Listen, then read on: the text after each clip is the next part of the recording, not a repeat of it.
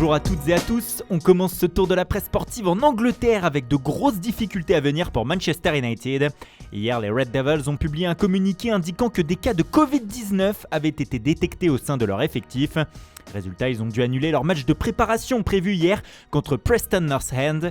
Mais surtout, les cas positifs et cas contacts ont dû être isolés, et cela pour plusieurs jours. La préparation est donc perturbée, cela pourrait tourner à la crise si les cas se multipliaient dans les prochains jours, explique le Manchester Evening News. MU n'a pas indiqué quel joueur était concerné par les tests positifs. Un coup d'arrêt pour les Mancuniens qui préparent une saison où ils veulent enfin gagner des titres. Et selon Ole Gunnar Solskjaer, ils n'auront pas le choix. Avec les arrivées de Raphaël Varane et Jadon Sancho, Manchester United sera l'un des favoris au titre en Premier League. De quoi mettre une grosse pression sur le coach norvégien et ses joueurs, comme l'indique le Daily Mirror ce vendredi. Chez le voisin Manchester City, pas de grosses arrivées pour le moment, mais cela pourrait se décanter dans le courant du mois d'août. Surtout que le Guardian rapporte ce matin que les Citizens ont ouvert les négociations ces derniers jours avec Aston Villa pour tenter de recruter Jack Grealish. Cela ne va pas être simple, les Villains voulant absolument garder leur crack, mais ils pourraient craquer si Grealish fait le forcing pour partir et si Man City met 100 millions de livres, soit 117 millions d'euros sur la table. Pas simple. Chelsea de son côté ferait le forcing pour faire revenir Romelu Lukaku, mais comme nous vous l'indiquions hier sur notre site, l'attaquant belge a refusé une très grosse proposition de la part des Blues. On parle d'un salaire compris entre 10 et 15 millions d'euros par saison.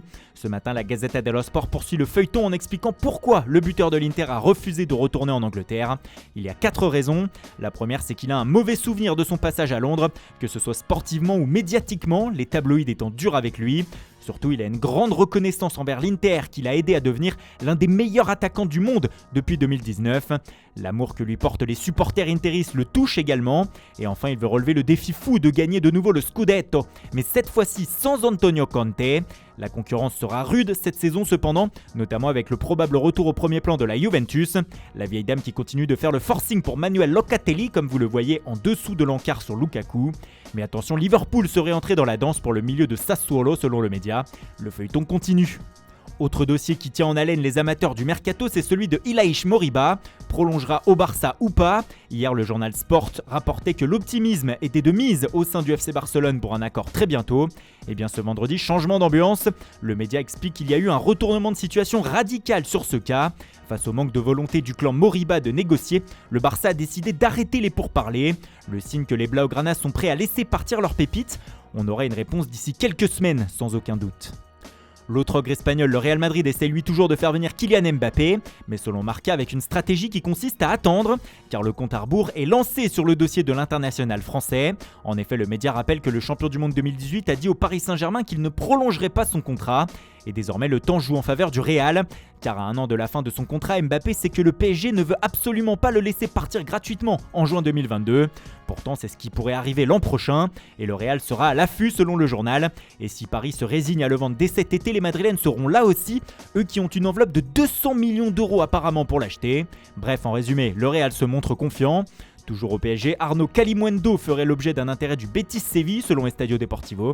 Le jeune attaquant prêté la saison passée à Lens pourrait de nouveau faire l'objet d'un prêt, mais cette fois-ci en Andalousie.